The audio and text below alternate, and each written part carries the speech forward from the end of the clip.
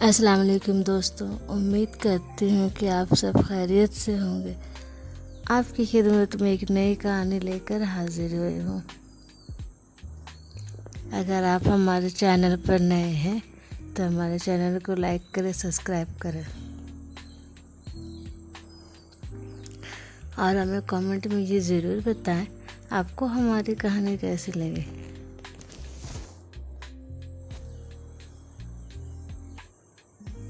बहुत पुराने ज़माने की बात है। एक ज़माना था जब सूरज मगरिब में डूबने से पहले सुंदरगढ़ के आसमान पर सोने जैसी रोशनी बिखरता था। ये एक छोटा सा गांव था, लेकिन मोहब्बतों से लबरेज। इसी गांव के एक कच्चे मगर साफ सुथरे मकान में माया और राहुल नामी बहन भाई रहते थे।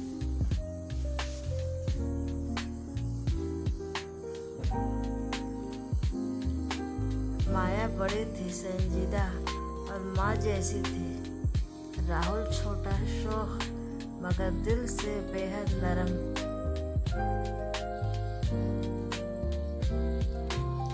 बचपन में ही उनकी माँ इस दुनिया से रुखसत हो गई थी और कुछ ही वर्षों बाद बाप भी बीमारी से चल बसे। मगर उनके जाने के बाद माया और राहुल एक दूसरे का सहारा बन गए। माया ने माँ बनकर राहुल की परवरिश की और राहुल ने बाप की तरह जिम्मेदारियां संभाल ली।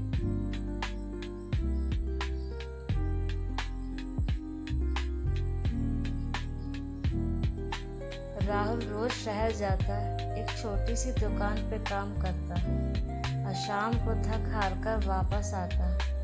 माया इंतज़ार करती, खाना तैयार रखती और उसके चेहरे पर मुस्कुराहट देखकर अपना सारा दुख भूल जाती। इनके बीच जो रिश्ता था वो सिर्फ फोन का नहीं बल्कि मोहब्बत, कुर्बानी और वफा का था।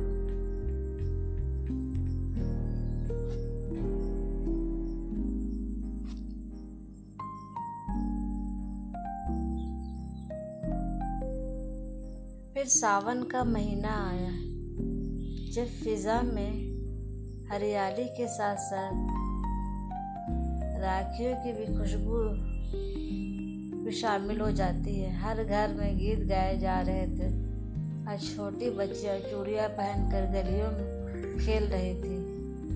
बाजार रंग बिरंगी राखियों और मिठाइयों से सजा हुआ था।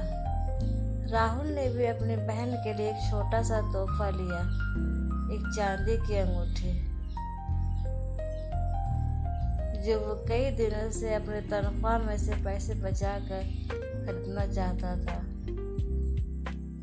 शाम को जब वो घर आया, माया ने मुस्कुराकर पूछा, राहुल कल रक्षाबंधन है,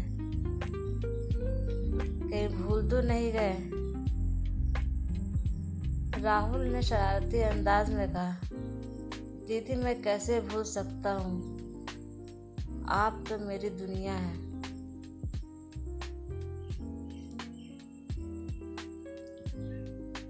उसने जेब से एक छोटा सा डब्बा निकाला और चांदी की खूबसूरत सी अंगूठी माया के हाथ में रख दी। माया ने हैरत से देखा, राहुल ये बहुत कीमती है, तुम्हें इसकी क्या जरूरत थी?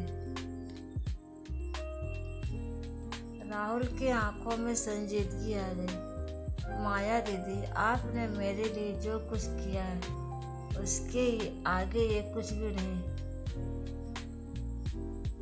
आपने मुझे जीने का हौसला दिया मेरी माँ भी नहीं भी बनी, बाप भी बनी। ये अंगूठी सिर्फ एक शुक्रिया का अंदाज है।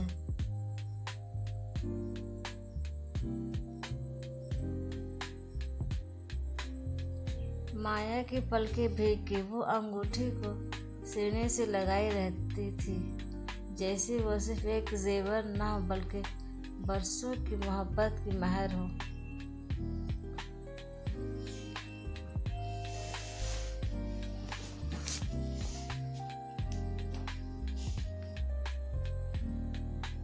अगली सुबह के सूरज की पहली किरण के साथ ही माया ने घर को साफ किया, रंगोली बनाई और राहुल के लिए खास खाना बनाया। उसने पूजा की थाली सजाई, भाई के माथे पर अकीदत से तिलक लगाया, फिर उसकी कलाई पर अपनी मोहब्बत की राखी बांधी।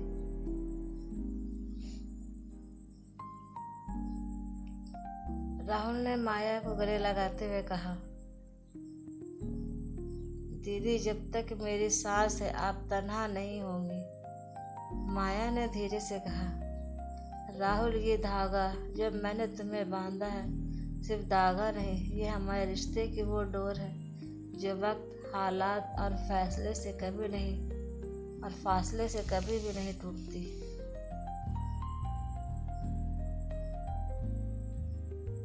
उस दिन सुंदरगढ़ के आसमान पर सिर्फ सावन की बूंदाबांदी नहीं हो रही थी, बल्कि भाई बहन की मोहब्बत की खुशबू पूरे गांव में फैल चुकी थी।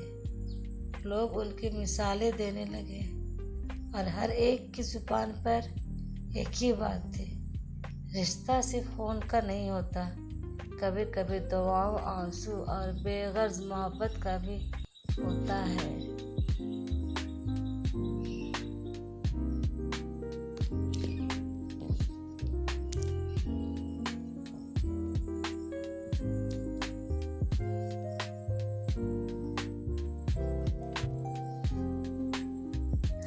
मैं उम्मीद करती हूँ कि आपको मेरी ये कहानी ज़रूर पसंद आई होगी। अगर मेरी कहानी पसंद आए तो ज़्यादा से ज़्यादा शेयर करें और हमें कमेंट में ज़रूर बताएं कि आपको मेरी कहानी कैसी लगी। इंशाल्लाह मैं बहुत जल्द आपकी खिदमत में एक दूसरी कहानी लेकर हाजिर होंगी। तब तक के लिए अल्लाह हाफिज़।